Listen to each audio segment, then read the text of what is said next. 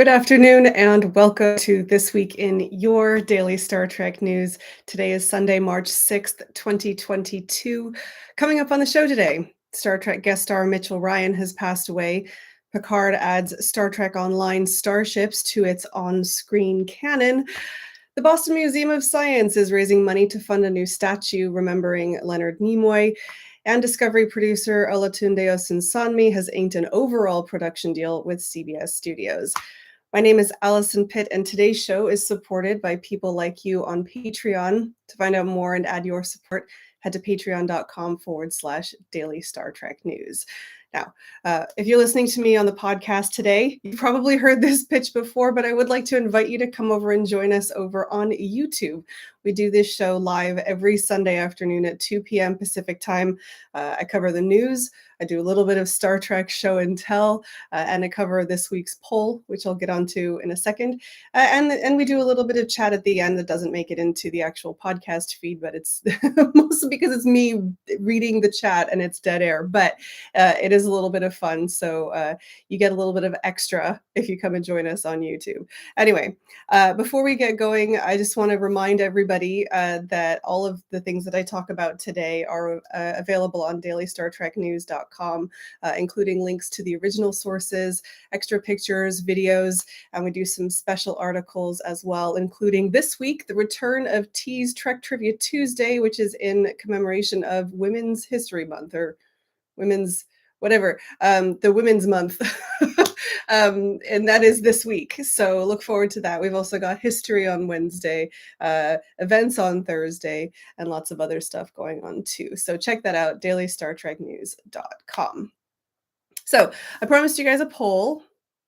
And this week's poll is a reference to a different television show. So the poll today is, in which starship would you prefer to go on a 3-hour tour? And of course, that's a reference to Discovery, which made a reference to Gilligan's Island. It's not the first Gilligan's Island reference in Star Trek, but it's the most recent one. So you have your choices. You got the Enterprise D, the Discovery, the shuttlecraft Galileo, or the actual USS Minnow. You can interpret which you prefer, whether it's just a genuine 3-hour tour or whether it's one that you would get stranded on somewhere and then have wacky adventures with your compatriots. But that's up to you. But once again, we're judging which starship would you prefer to go on a 3-hour tour in, and you're choosing between the Enterprise D, the Discovery, the shuttlecraft Galileo, historical, cramped quarters, it's a choice, or the actual USS Minnow, your choice. Anyway, that poll is running here in the chat today on YouTube. It's also running over on Twitter if you're listening to us later. That's going to run overnight, so you still have some time. We'll check out the results of the poll towards the end of this show, and you can argue with me if you like. So anyway, right. Let's go ahead and get on with the news. And sadly, we are starting the week on kind of a downer. And this is news that happened on Friday, which we just found out about. So it hasn't hit the website yet. But David has very kindly written this up for it. So I'll read his obituary. And that's from Mitchell Ryan, who is a Star Trek guest star, among other things. You might know him as General Peter McAllister from Lethal Weapon, or as Edward Montgomery from Dharma and Greg. You might even know him as Burke Devlin from the original Dark Shadows. Star Trek fans know him, though, as William Riker's estranged father, Kyle, in Star Trek The Next Generation Season 2 episode, The Icarus Factor.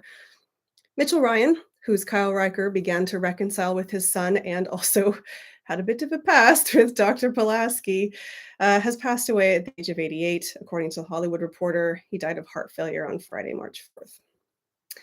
Now, Ryan was born in Cincinnati and raised in Louisville, Kentucky, where he was bitten by the acting bug after seeing Warren Oates in Dark of the Moon in 1953.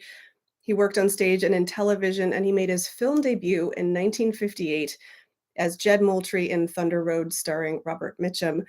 Side note, Jerry Hardin, who Trek fans know from 3 episodes between TNG and Voyager, also appeared in that film. Now, Ryan has said that he was also in the running for the role of Jean-Luc Picard. He's quoted as saying, "I was pretty well considered until they ran across that incredible British actor, Patrick Stewart. I don't know how close I came, but I was told at the time I was being considered and it was looking good." Now, he might have missed a shot at the captain's chair, but over the years, Ryan amassed many television and film credits in a genre encompassing career. He appeared in soap operas and cop shows, comedies, and westerns. He was even a United States Senator in that one episode of The West Wing. For more on the life and career of Mitchell Ryan, head over to The Hollywood Reporter, and please join all of us here at Daily Star Trek News in offering our condolences to his family and friends. Thank you once again to David for a really great write-up. He does a really great job of those, remembering those Star Trek stars who have passed.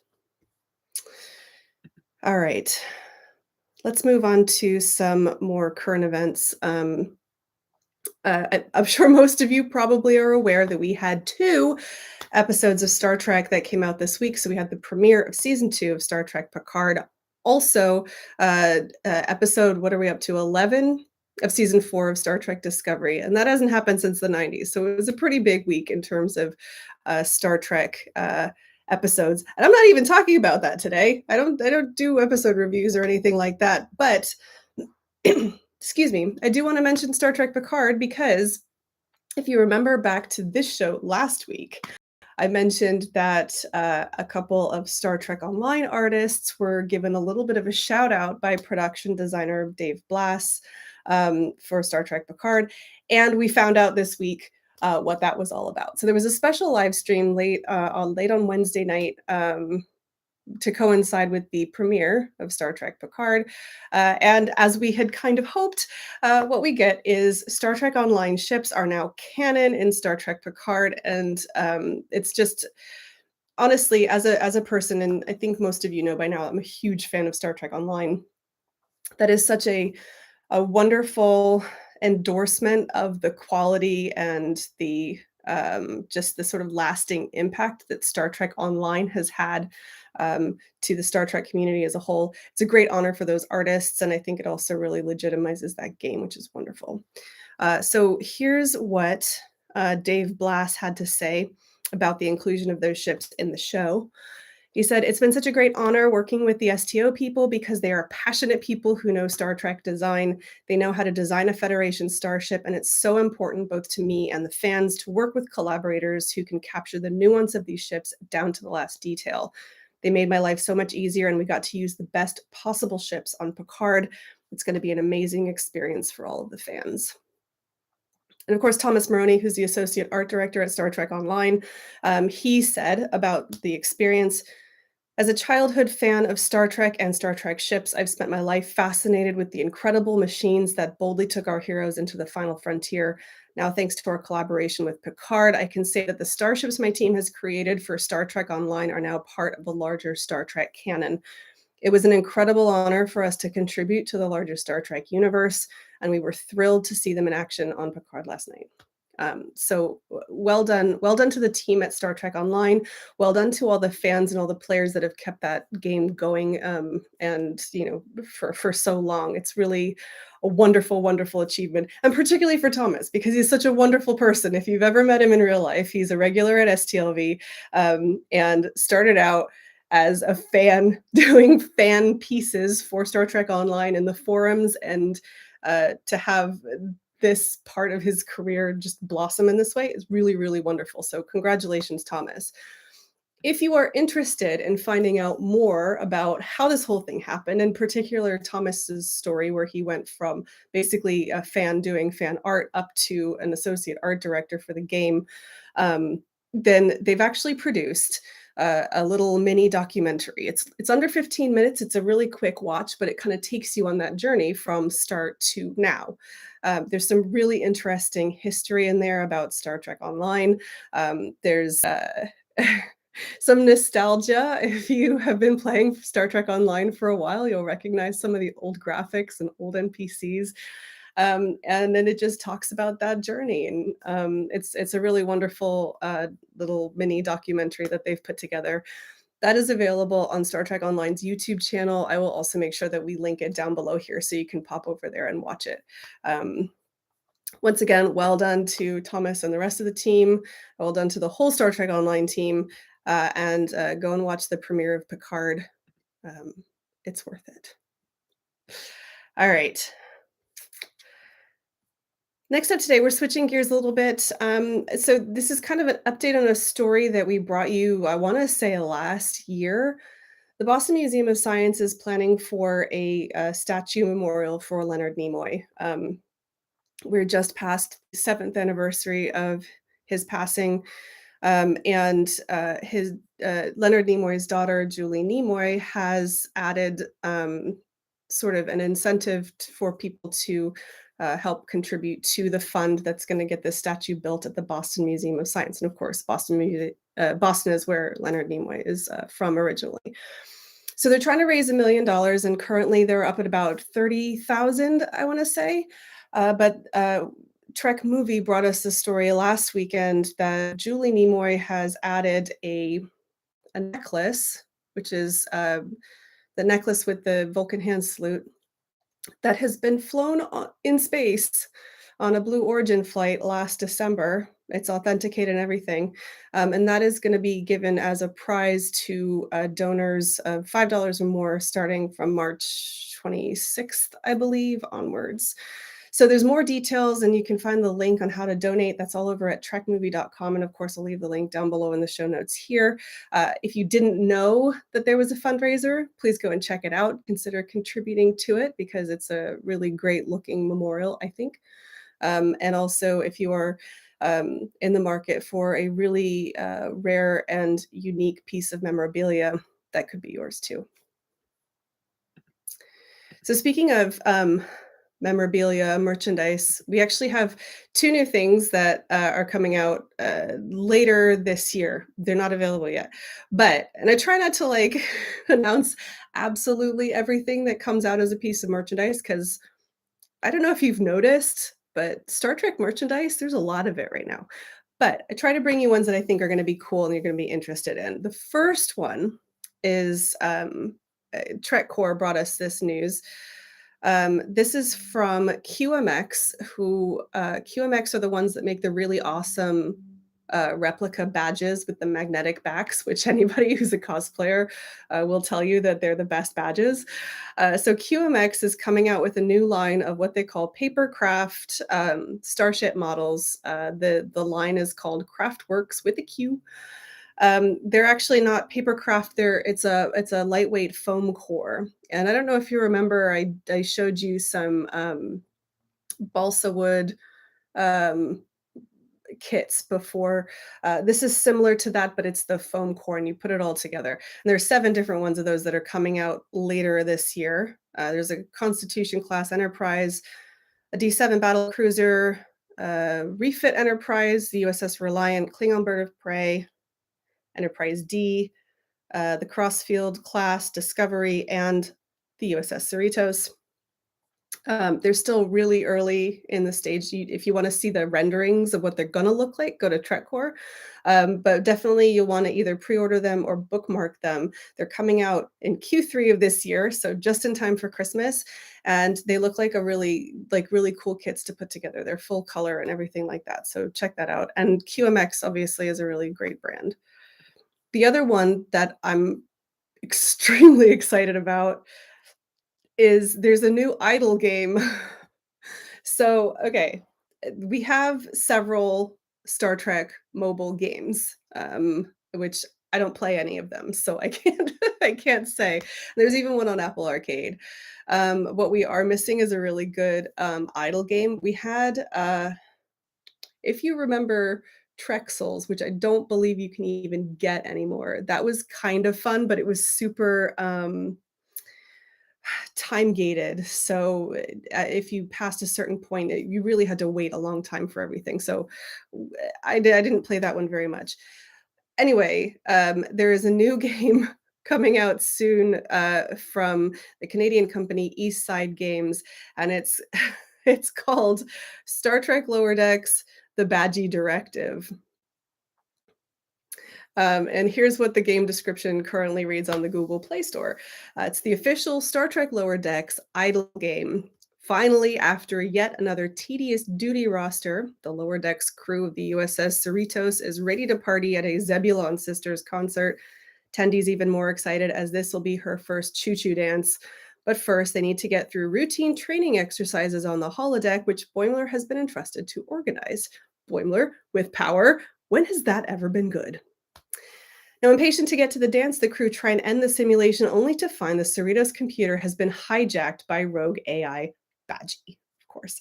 He's locked them in the holodeck and deactivated all safety protocols, so now Boimler, Tendi, Rutherford, and Mariner must work through Star Trek stories, both familiar and new, so they can return to the real world. But be careful, if they don't succeed, they'll die for real, and even worse, they'll miss the party. So this is supposedly an idle game. I haven't played it. It's available now in selected countries. I want to say like Australia. I can't remember off the top of my head.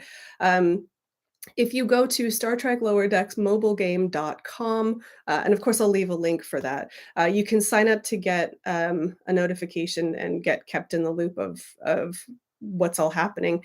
You can go and see the listing in the Google Play Store now. I haven't checked in the App Store. And when that's available, you'll be able to download it and play it. I'm really excited because I love an idle game. I'm hoping it's a lot of fun, but you should check that out. This is not a new company, by the way. ESGG has done, if you've heard of any of these, the licensed games Archer, Danger Phone, It's Always Sunny, The Game Goes Mobile, and The Office, Somehow We Manage. They've also done the Australian gaming company Mighty Kingdom, who they're partnering with, has done other licensed properties before. So it's not, completely out of nowhere. But there's no date currently yet. It just says coming soon. And like I said, it's out in limited markets at the moment. All right. So very quickly, I just want to talk about some businessy business stuff, and then I've got reminders, and then we'll get on to everything else. There's a lot to get through this week, and I'm not even talking about the new shows. It's just a lot happened. So bear with me. All right.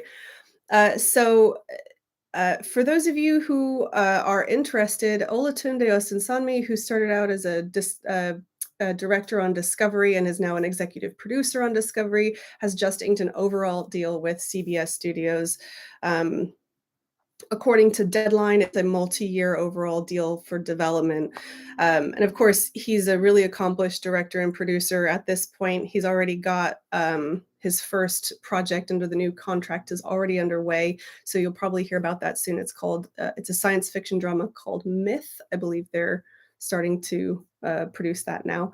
But it's a really good endorsement, again, of his credentials and his skills as a director. And I think everybody knows that he's been a real benefit to Star Trek Discovery.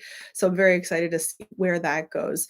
You can find more about that over at Deadline. It gives more details about the entire overall deal. So, right. That's business stuff.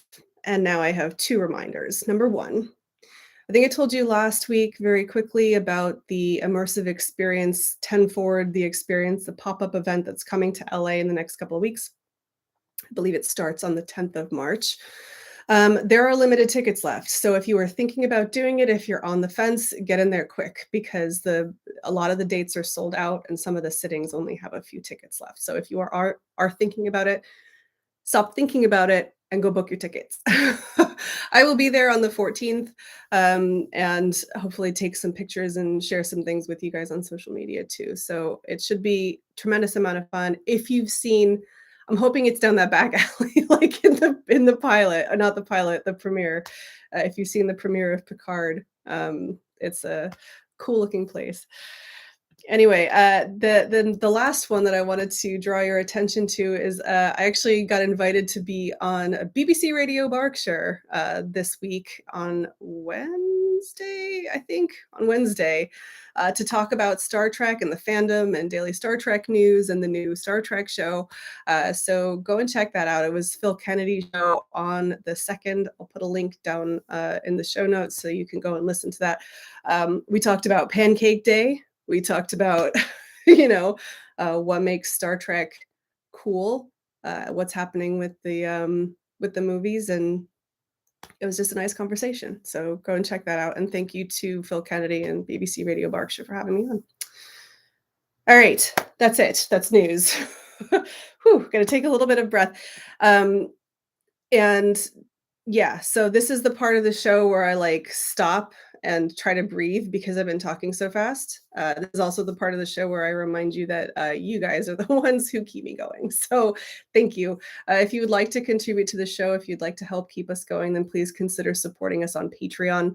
The address for that is patreon.com/daily Star Trek news.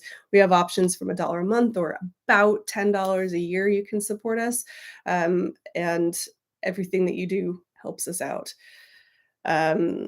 Also, before I get into show and tell here in a second, please don't forget to vote in the poll. There's one here in the YouTube live chat. And if you don't like the results here, you can go over to Twitter and make your voice known there too. So that should be fun. Once again, we're looking at which ship you would like to get stuck on a 3-hour tour in. Should be fun. All right. Show and tell today. Okay, so I actually fun behind the scenes information.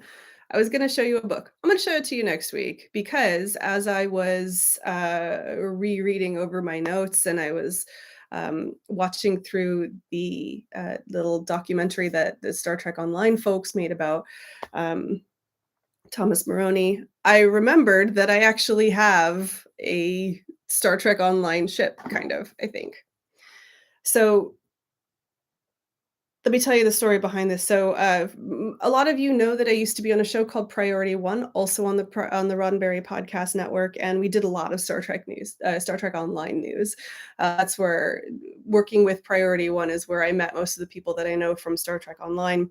And before I started this show back in 2019, we actually had a visit up to Los Gatos, where QMx Studios is, and we went to the offices and met everybody there. And while I was there, I picked up a 3D printed starship, which you can actually get your own. I don't know if most of you know this. If you're regular Star Trek Online players, you probably do, but you can actually get your own 3D printed starship through a company called Game Print, who I think have been bought by somebody else. But if you look up Star Trek Online 3D printed starships, you can get them. And so they had some prototypes laying around and I snagged one. I don't even know if it's like an actual ship or whether it was just one that they threw together. But here it is. Oh, here. Let's see if we could actually get it to focus. Yes. No. There we go. That's it. Look at that. And these are really cool. They're really good quality. This one is not hand painted. It's I think it's printed in these colors. I don't 100% remember. This is not a final version, by the way. They're actually better than this. This was like a prototype or something, but it's very cool. I don't have a stand for it or anything. It's on my dresser, next to like my watch bands and my jewelry and stuff because I think it's cool. And I really think that, a lot of people would argue that one of the best parts of Star Trek Online, not the stories, which are probably the best part, but outside of that, is their ship building and ship customization. Space Barbie. I mean, there's Space Barbie on your ground person, but then there's also Space Barbie on your ship.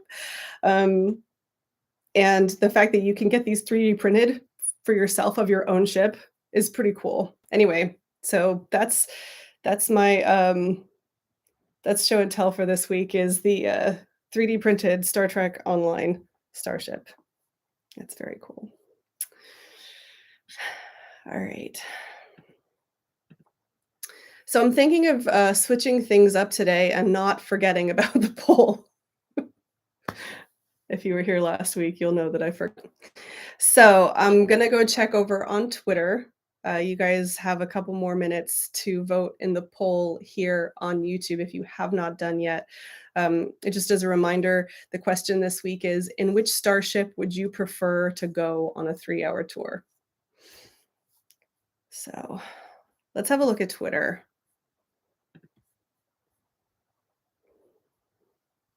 Wow. Okay. I actually kind of thought that people would be pretty well split on this because, if you've been watching Star Trek Discovery, of course, they kind of go on a 3-hour tour, and some of the other ones are just kind of funny, right? But no, no, pretty much everybody is choosing the same thing.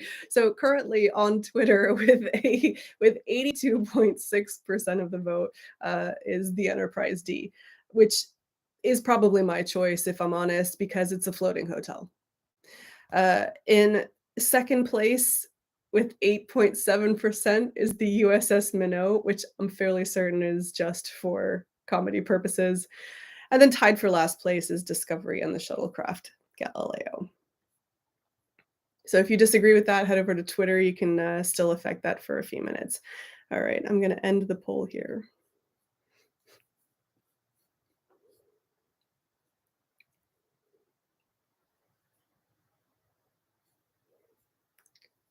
I'm waiting for YouTube to tell me the results. Here we are. Okay. What's interesting is that the poll on YouTube is a lot closer than it was on Twitter. On Twitter, it's pretty decisive that everybody wants the Enterprise D. Here on YouTube, the Enterprise D is still the winner, but only with the plurality, 46%. Coming in at second place is Discovery with 26%. The USS Minnow is at 19%, and still the shuttlecraft Galileo at 7%. Yeah, I think somebody said it was a little dangerous. It's a little cramped in there. I think if you had a lot of people for an extended period of time, that'd be a bit much. I was thinking of throwing in there, the Reliant might be kind of a mid-size option, or any of the other shuttlecraft, but I thought for historical purposes, Galileo would be the most accurate. So Paul Wright in the chat asks, "Lol, who's choosing the Minnow and shuttlecraft?" I don't know. Somebody who likes, a little bit closer space. Anyway. All right, so that's it for the main show this week. Just a reminder, if you're here on YouTube, stick around. We'll have a little bit of chat after I clear up the rest of the show for the podcast people. So thank you for listening. I just want to remind you that everything that happens today is also available on the YouTube, and you can watch it back later if you want to. For those of you on the podcast, we do this every Sunday at 2 p.m. Pacific time. That's at youtube.com/daily Star Trek news. You also get to see show and tell, which is a lot more fun when you can actually see what I'm showing you. Anyway, remember, you can find all of this week's stories, including some that I did not cover, and some of our sort of special articles like history, trivia, and our events listing. All of that is on dailystartreknews.com. That's also the place that you can sign up for our daily Star Trek newsletter, where you get all of the stories delivered straight to your inbox every day. Every weekday. I don't want to promise anything on the weekends, but every weekday. And all we take is your email address, so you can check that out. It's completely free. Anyway, thank you for listening once again. This show is produced by me, Alison Pitt, and all of the stories today are written by Chris Peterson, Marina Kravchuk, Jack Brown, T. Rick Jones, and David Powell. Today's show is supported by people like you through Patreon.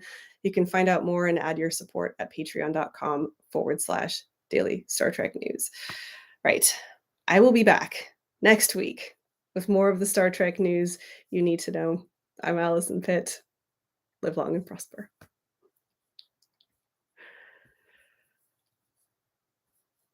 Hello, everybody. I'm going to spot you in the chat now. I really can't believe how big of a difference it was between the Twitter poll results today and you guys here on YouTube.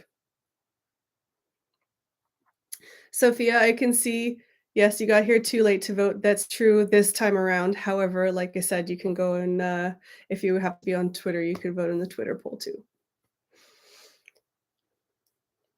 So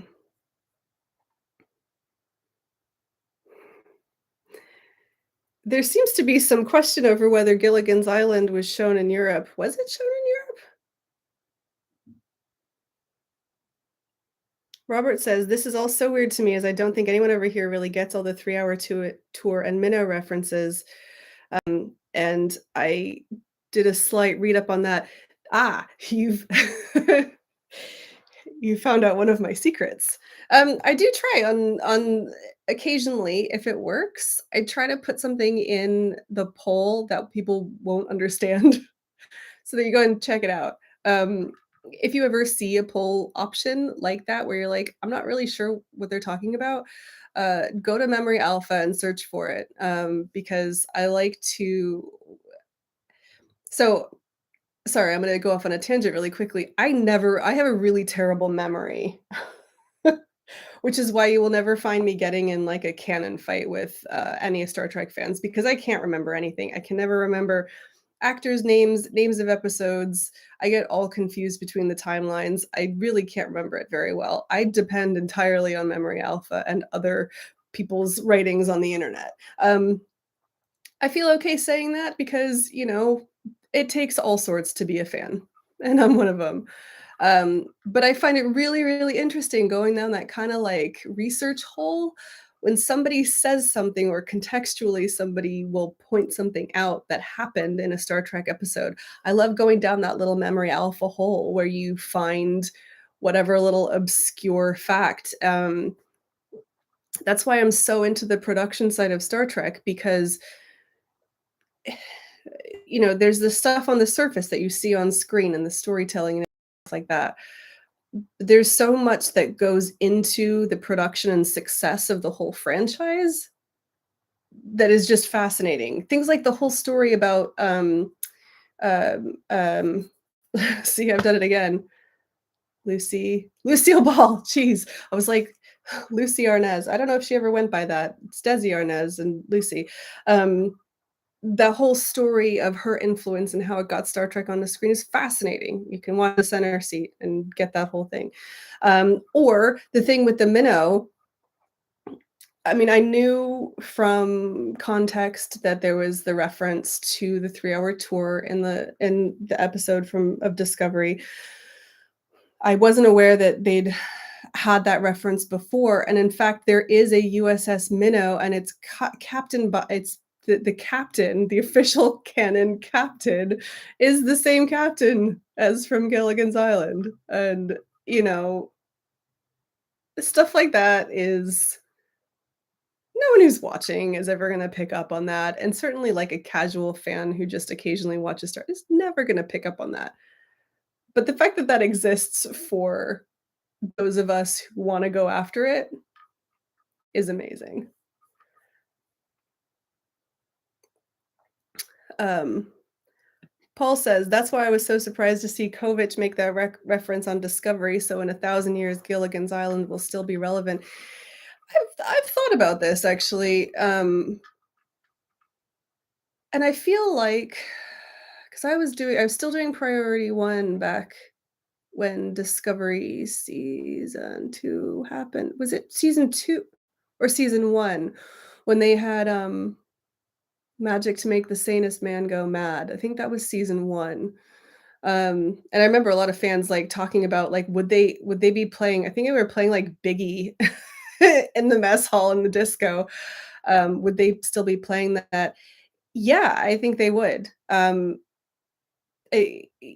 the only real reason that in TNG we always got, like we never had anything modern, it was all, like, everybody played classical music or, like, jazz, um, was pretty much because they didn't wanna like, there was no they didn't have to use copyright, right? Um, but absolutely, I think that things that are modern right now will still be relevant. I can't fathom that there won't still be television, that people won't still wanna go to movies in the 24th century. I can't fathom that. It's true that some things may have fallen out of fashion, but, like, if you think about the fact that we still watch, Citizen Kane, I mean, that's the obvious one, right? Or, um, The Wizard of Oz, things that are, pushing 100 years old. Those things that are impactful on culture will remain. So, why not? Yeah. Anyway.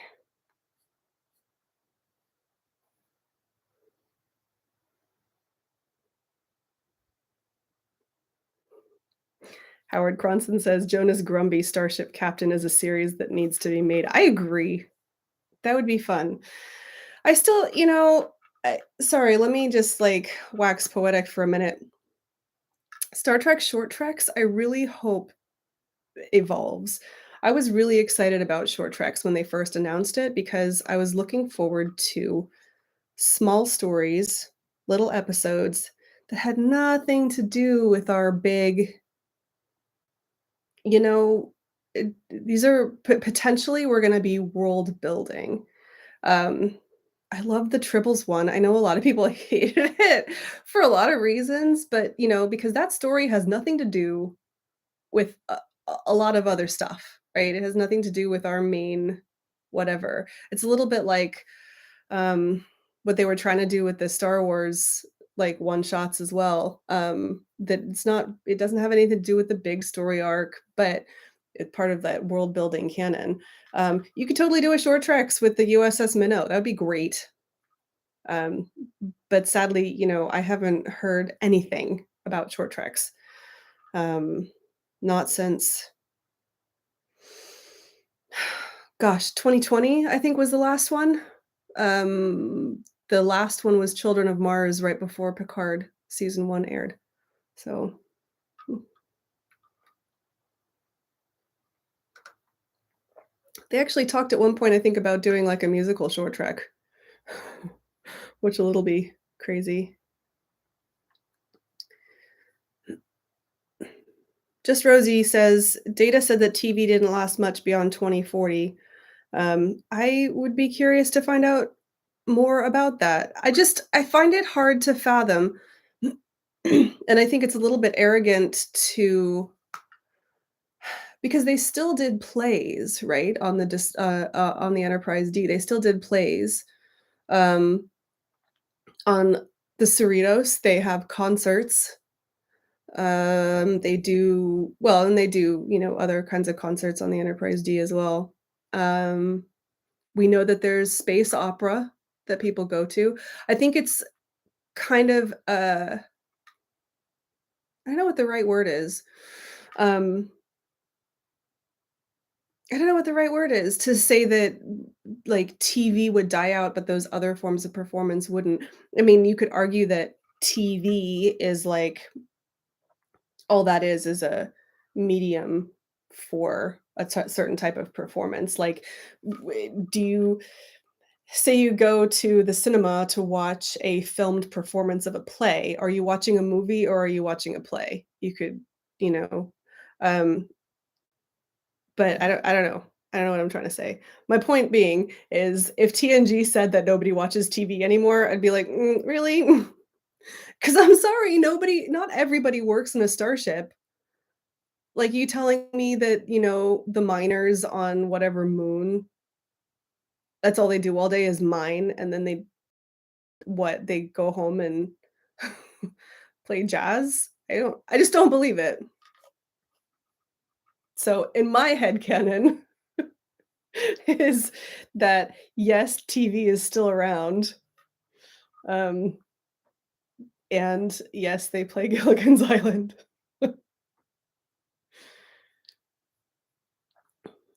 Mimi says, film/TV evolved into the holodeck. So, that's actually an interesting point. Um, I think probably some might have, but listen, speaking as somebody who had access to a VR system for a long time and never ever used it, and, I have gaming consoles, I don't always want my entertainment to be interactive. Sometimes I just wanna sit my backside down on the couch and watch it. And you're gonna have a hard time convincing me that there's not still gonna be an appetite for a purely passive form of entertainment in the 24th century.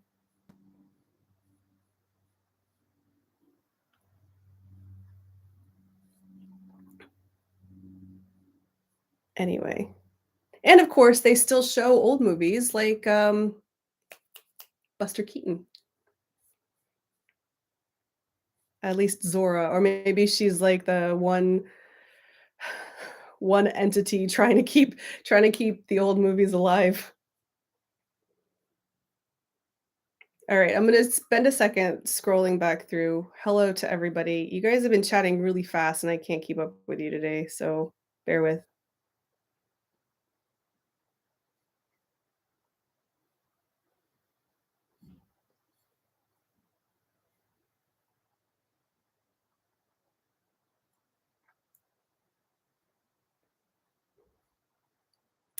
Robert Kaiser points out that, the Badgey Directive, it is, like, on their promotional materials does say, like, Star Trek Lower Decks game TBD, which is for the Badgey Directive.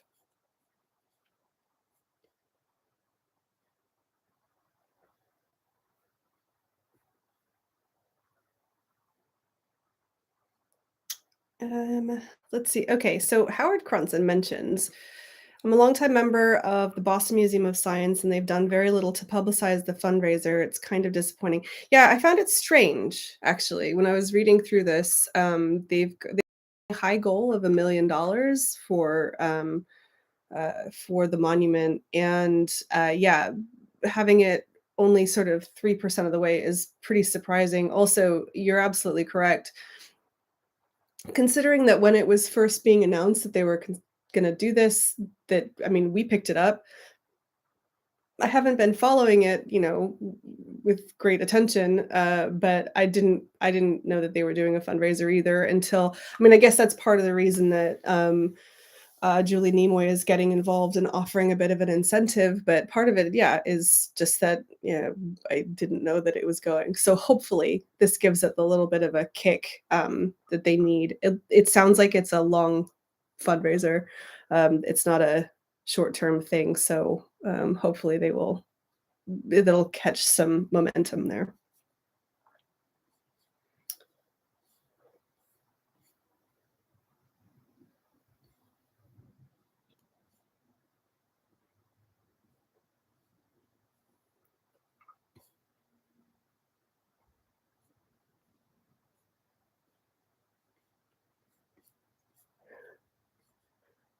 All right. Yeah. Okay. Yeah. Yeah. Yes. It's Women's History Month. So T. Rick Jones is in the chat. Everybody say hi to T. Rick Jones. T's been helping me a lot behind the scenes. He also does our trivia and history articles for the website. And after I completely botched women's history, Women's Knowledge Month, I don't. I'm yes, it's Women's History Month, so look out for that trivia on Tuesday. Um, I didn't so I didn't even actually mention, did anybody go on the cruise? I obviously was not on the cruise because I was here. Um, I was very, very jealous of, seeing some of your pictures from the cruise. What amazes me, because 'cause I've never been on a cruise before, is it looks like a hotel on the inside. It's really weird. I saw people's pictures, and it looks like it could have been the inside of the Rio, if the if the Rio had been renovated a little bit. But it did sound like a lot of people had a tremendous of fun. Uh, Very excited to hear that the cruise is coming out of LA next year. Those of us who live on the West Coast are very excited about this, because it's hard to get to Florida. Also, you have to go through Florida. Um, I used to live in Florida, so I'm not giving it too much of a hard time, but, I did all sort of question why it didn't go out of LA, because they do have cruises out of this direction. Plus all the celebrities are here. That's why STLV is so great, because it's actually really, really easy to get to Las Vegas from LA, and so many people live out here. So, yeah, I'm very excited that the cruise will be coming out of LA next year. And I don't know, fingers crossed, maybe something will happen. Paul says it's hard for us to get to LA. That's true. I would argue, well, okay, I think I can't remember where they go out of in Florida, but LA is actually really easy. There's a whole bunch of airports. So they all go, everywhere goes direct. In fact, I know that there's direct flights from Heathrow all the way to LA. So even in the UK, you could come over. It could happen. Um, Paul says, "Come on, everything is in California. You guys get everything." Yes, we do. California is a wonderful place to live. I have no complaints at all. It is expensive, but I think, I think that if you are willing to pay for the things that California has to offer, then it doesn't feel like you're being cheated. I think there probably are a lot of people who live elsewhere that don't value the things that we have in California and wouldn't care and would just be like, "Oh, it's so expensive." But I do. I'm shameless. I like living here, especially because I've lived other places too. So I don't know. I also like living in England. So there you go. Um, Christoph says, "When the cruise moves to European rivers and goes climate neutral, call me."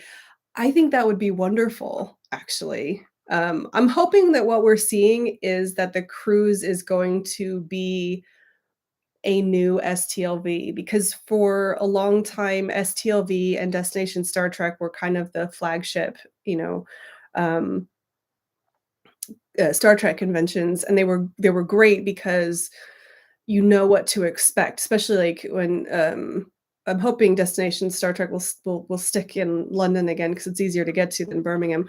Um, but STLV, like because it had been there for so many years in the same place, and there's so many people who have gone, like it's a really predictable place. I think it's really accessible for people who maybe are a little scared, a little nervous, and don't necessarily know what they want to do. It's great because it was the same. The cruise now has been going on for, I think this was the fourth year. Correct me if I'm wrong. And what I'm hoping is that if they can keep that going, that becomes a new STLV. It'd be great if they could do that in Europe too, because I know there's cruises in Europe. You do a little Mediterranean cruise, a little Mediterranean Star Trek cruise would be very nice. Anyway. Yeah. So Anne says, by the time I'm ready to go to a Star Trek convention, I hope STLV is back. STLV never really went away, and it is going to be, excuse me, STLV is on this year. It's later in August, I want to say, and it is at a different venue than it normally is because they're renovating the Rio. But STLV is still there. It's not technically official. It's not officially licensed by um, Paramount anymore, but, for the people that went last year, they seemed like they had a really good time. I don't know exactly what that official licensing means they can or can't do, but it probably has to do with more, the people who are currently on screen. But if you ever went to STLV, then you'll know that the current people are always like they're nice to see, but, like, the fun people are, like, the lifers. The ones who go every year and hang out at the bar and see people. So, you know, um, STLV is still there. Unfortunately for me, the later time makes it really difficult to go because of kids' schools and things like that. But it's supposedly, hopefully, going to be back to normal in 2023. So we'll see. Uh, yeah, see, Paul says I went to STLV last year and it was a blast. So it's good. And also I had the most fun hanging out at the bar. Yeah, I would. One of the best things, if you get a chance to go to a Star Trek convention that is inside of a convention center, like, so one of the biggest draws for STLV and also the cruise too, is that you sleep in the same building as the convention is actually happening in. And if you can find venues that are like that, where they're in a hotel, it's ideal because during the day you have all the events. So you've got panels, you've got the vendors room, you've got activities, whatever is all going on during the day. And then at night, you're all still in the same place, and what you get is this really there's a difference between hanging out with Star Trek fans inside of a ticketed event and hanging out with Star Trek fans in a social setting. You don't necessarily have to be somebody who goes to bars, but, like, in the past, at STLV, I've done laser tag or gone off-site to a restaurant or something like that, and the thing that you get at a Star Trek convention or around that you don't get anywhere else ever in your life is that all of the people there are, like, Star Trek fans. So, it's so easy to make new friends. It's so easy to just have a good time because everyone's on the same page to start. So, yeah.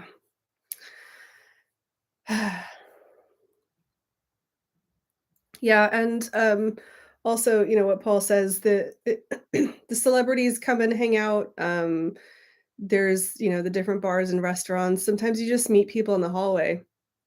I was at one of the restaurants and Tim Russ was at the next table, or, you know, um, I had a friend who was in the lift with, John Delancey, things like that. It's just a really whatever. I love conventions. I'm gonna stop talking about it. All right, listen, guys, I've been going for 50 minutes, so I'm gonna log off now. Thank you very much for hanging out with me and chatting and everything. I'm hoping one of these years we'll all get together at a convention. That would be a tremendous amount of fun. That's it for this week. Thank you again. Share the show with your friends. Stop by, drop me an email. I do show and tell every week, and I would love for you guys to share some of your cool Star Trek stuff as well on social media or wherever you feel comfortable. That would be very cool too. Otherwise, thank you again. I hope you have a wonderful rest of your afternoon or evening or whatever it is, and I will see you next week for more daily Star Trek news. Thanks again, everybody. Bye.